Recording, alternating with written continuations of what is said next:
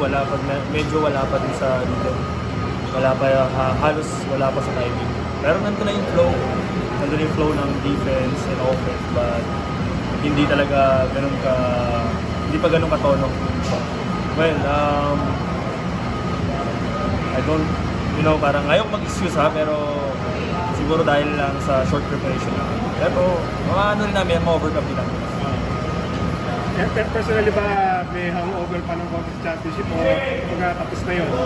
Wala na, practice yun na kami. Tapos na kami doon, wala nang hangover. Actually, hindi nga namin na-enjoy masyado yung championship na namin eh. Kasi inaalala namin itong conference ko. Dahil nga, sobrang dikit nung schedule. Pero ganoon naman talaga. Siyempre, ito yung pinaka-source of income na. So, nag-prepare naman kami. Nakapag training camp pa kami last week. So, hindi lang talaga katono yung namin, yung offense and defense. Okay, siyempre finals MVP ka last conference. Tingin mo ba may parang konting target on your back nga dahil nga dun sa pagkakuha? Yeah, I've been here before, nung pagkawala ni Kuya Jason. Mas, para sa akin nga, mas nga yun eh. Sobrang pressured nga yun eh. Pero ito, panibagong challenge naman, pagsubok sa career ko. Yun nga.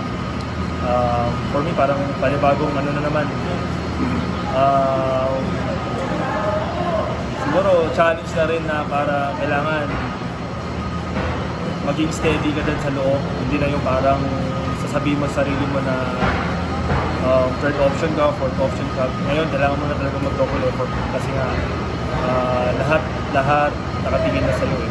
So, para sa akin naman, masaya ko dahil nga kahit paano, yung ganung mga pagsubok challenges, nakakatulong din dun sa career ko para rin mas mag-improve pa yung basketball ko, yung IQ. Okay, thank you.